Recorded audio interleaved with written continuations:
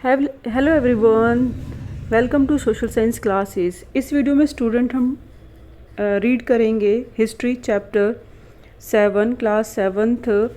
और अभी तक हमने सेकंड थर्ड फोर्थ चैप्टर्स में जो भी रीड करा है, किंगडम्स हमने देखे हैं किस तरीके से रॉज फैल हुए हैं और उनके साथ जिस तरीके से हैपनिंग हुई है, साथ साथ new arts crafts production activities भी फ्लरिश हो रही थी, टाउन्स विलेजेस एट्सेट्रा।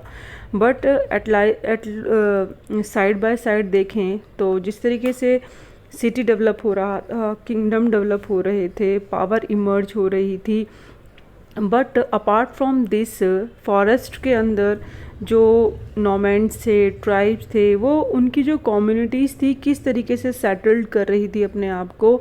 और एक लार्ज पार्ट हम देखें सोसाइटी में एक ऐसा था जो अकॉर्डिंग टू डिवाइडेड नहीं था, जिसे हम कहें रूल्स रेगुलेशंस या फिर एक system, upper caste lower caste, यानी not the divided according to the, जैसे हम बोलें ब्राह्मण और पहले हम वैश्य क्षत्रिय वैश्य और शूद्र के अकॉर्डिंग जो हमारी सोसाइटी डिवाइडेड थी, उस लेवल पे जो रूल रेगुलेशन फॉलो होते थे वो एक सिस्टम से बिल्कुल अलग है। तो हम ट्राइबल सोसाइटी पढ़ेंगे, नॉमैंड्स पढ़ेंगे, उनका सेटल पढ़ेंगे और वो किस तरीके से अपनी इवॉल्व हुए हैं और डिफरेंटली इवॉल्व हुए हैं, वो चीज़ हम अंडरस्टैंड करेंगे। And how why and this happen.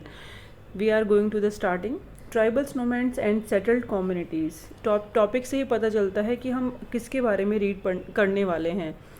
Chapter 2 में हमने देखा how kingdoms rose and fall, किस तरीके से किंगडम्स इमर्ज हो रहे थे, जैसे दिल्ली सल्तनत में देखा, मुगल्स में देखा और चोला एम्पायर का देखा। तो डिफरेंट काइंड ऑफ किंगडम्स हमने देखे।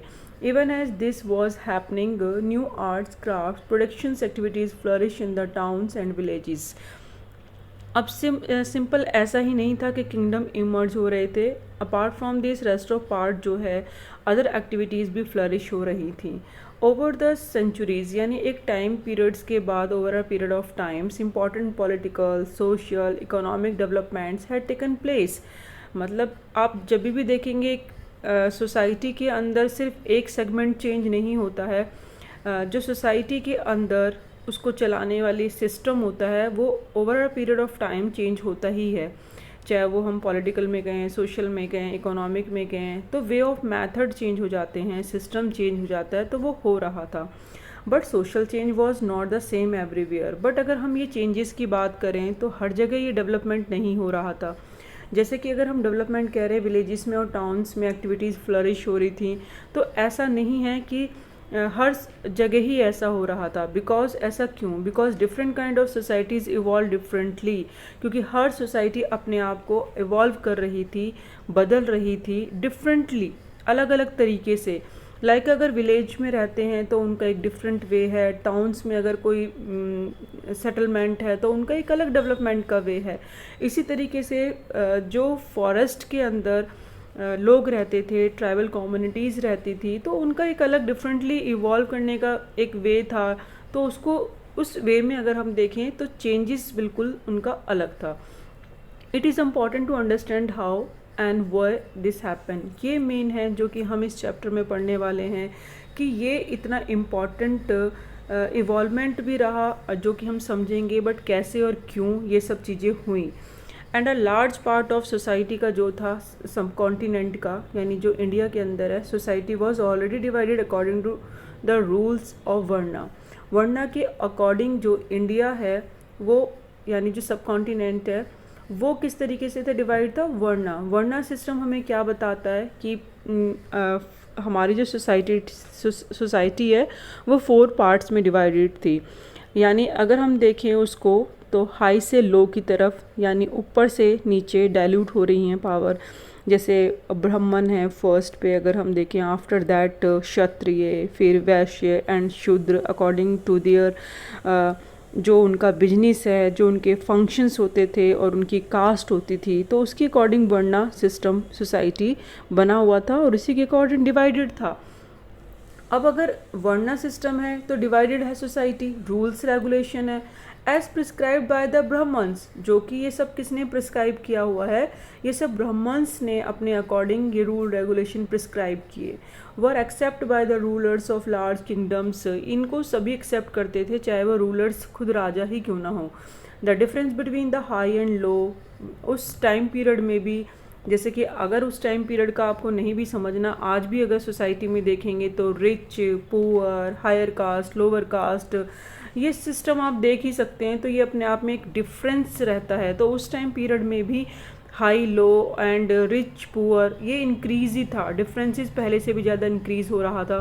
अंडर द दिल्ली सल्तनत या मुगल्स की बात करें, and the hierarchy between the social classes grew further. Hierarchy हम कह सकते हैं कि एक जो सिस्टम चल रहा है बेस ऑन द जो पीरियड है, यानी मैनी लेवल जो चल रहे हैं, लोवेस्ट टू हाईएस्ट लेवल पे चल रहे हैं, और एक इस तरीके से चल रहा है कि उसकी जो जनरेशन्स है, कमिंग ऑफ जनरेशन, उस पे डोमिनेट कर रही है। तो दिल्ली सल्तनत थी या मुग़ल था, तो वहाँ पे भी रिच कंसीडर हो रहा है, ज़्यादा से ज़्यादा अपनी पावर को डोमिनेट कर रहा है। और जो पुअर है वो पहले से भी ज़्यादा पुअर होता जा रहा है, उसकी पावर इतनी ज़्यादा उसके पास नहीं है, कंडीशन बहुत पुअर है, और पॉवर्टी उनके पास इतनी ज़्यादा बढ़ गई है because of the pay of the taxes. एक मेजर पार्ट ऑफ इनकम का जो था वो टैक्स में चला जाता था। तो ये एक सिचुएशन है जो कि सोसाइटी में उन क्लासेस के बीच में था।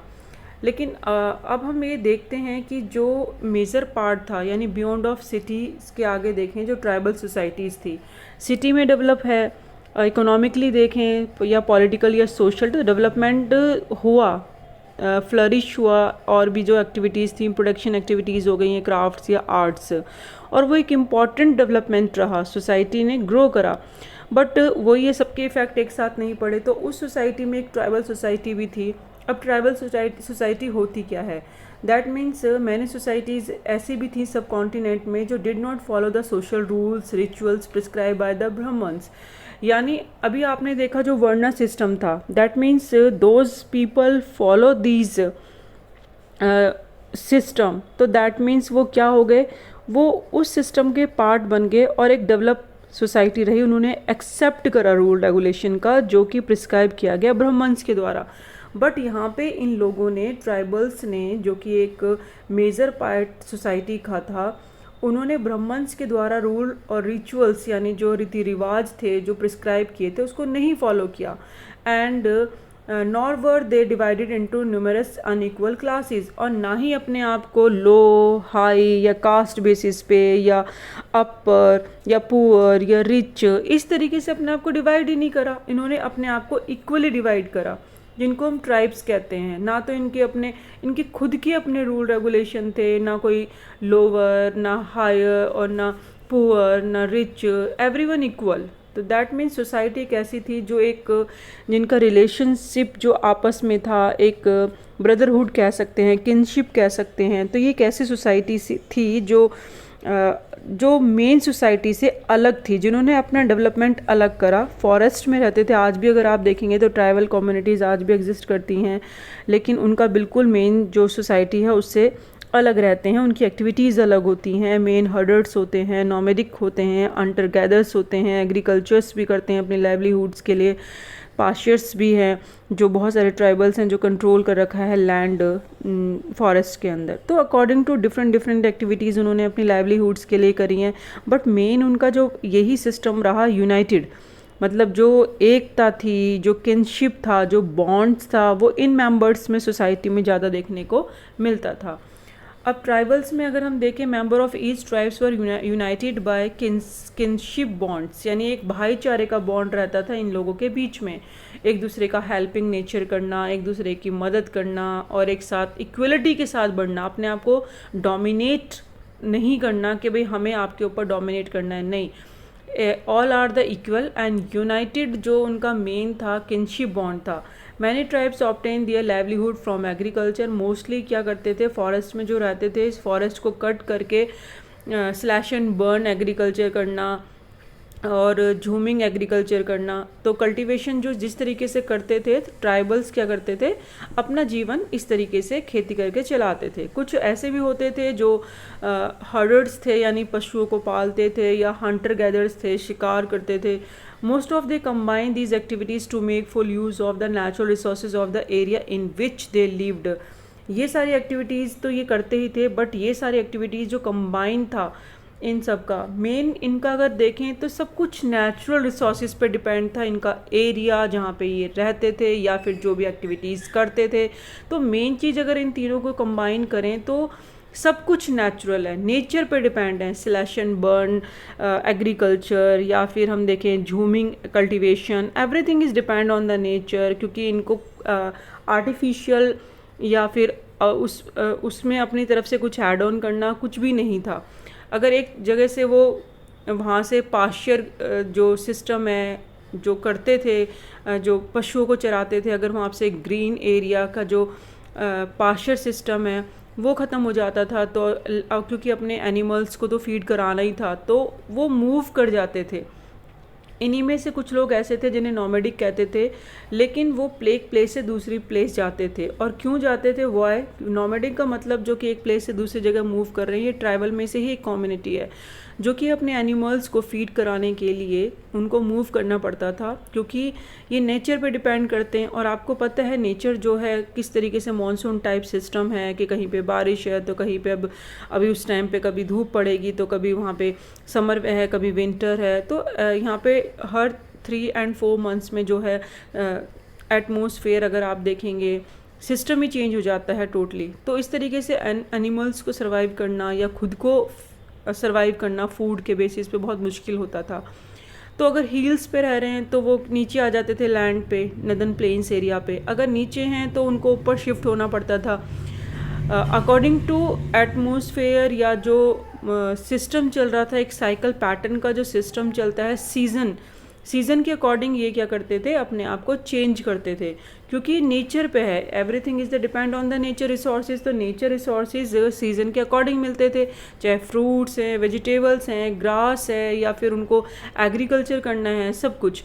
तो एग्रीकल्चर तो एटलीस्ट एक टाइम को हम कह सकते हैं कि वो उन्हें सेटल डाउन होना पड़ता था, बट नॉमेडिक्स जो होते थे वो मूव कर जाते थे, क्योंकि उनका मेन क्या होता था, पाश्चर कराना होता था, वो भी जॉइंटली, यानी सारा जो ग्रुप होता था, नंबर ऑफ पीपल्स एक ग्रुप में होते थे एक साथ, वो क्या करेंगे, जॉइंटली सब लोग पाश्चर्स कराते थे अपने एनिमल्स को, और फिर बाद में divided these amongst household according to its own rules, और उसको डिवाइड कर लेना, या फिर जॉइंटली वर्क करना, या फिर हम कह सकते हैं कि अकॉर्डिंग टू ऑन रूल्स, अपने रूल रेगुलेशन ही फॉलो करते थे अपने बीच में।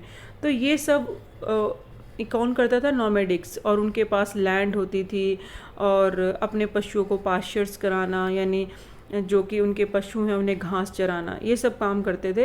And many large tribes thrived in different parts of the subcontinent, बहुत ग्रू भी कर रहे थे, आगे बढ़ रहे थे। And they usually lived in forest, hill, desert, places difficult to reach, जहाँ पे एक कॉमन मैन का पहुँच पाना बहुत मुश्किल होता था।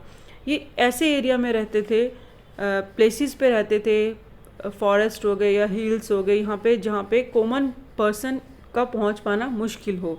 And sometime they clash with the more powerful caste based society, और इसी के चलते, क्योंकि ये लोग फॉरेस्ट में रह रहे हैं, हिल में रह रहे हैं, डेजर्ट में, यानी एक मेन सोसाइटी से अलग रह रहे हैं, तो मेन सोसाइटी के साथ इनका क्लैश होना तो बनता ही था, नॉर्मली था। क्यों, वो एक रूल रेगुलेशन को फॉलो कर रहे हैं, कास्ट को फॉलो कर रहे हैं, हायर लेवल है, लोअर लेवल है, बट इनका कोई उस चीज़ से लेना देना ही नहीं है, और ये बिल्कुल अलग हैं, ना रूल रेगुलेशन है, ना कास्ट, ना उसके सोसाइटी से बिल्कुल अलग, और दे रिटेन देयर फ्रीडम।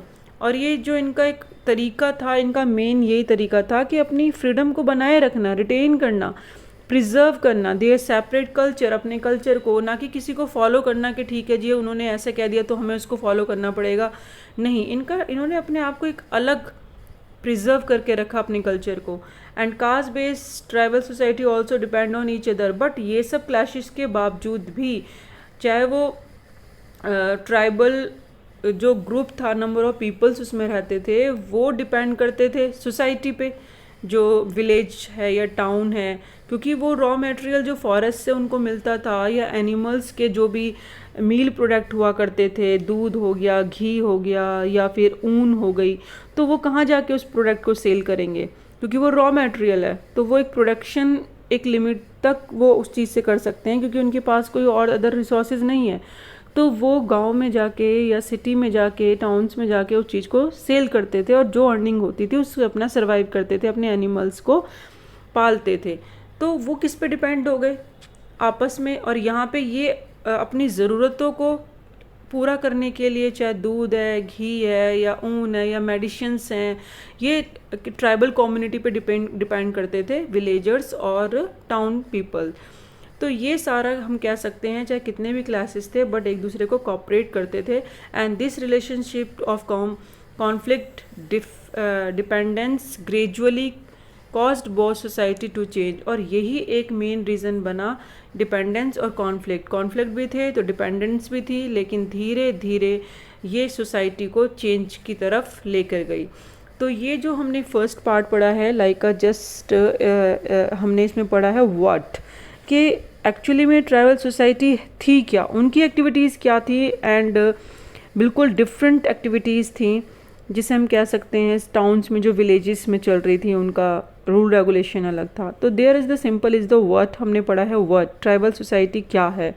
नेक्स्ट में हम एंड और चीज़ें पढ़ेंगे नेक्स्ट टॉपिक में। And thank you so much, keep watching, keep learning.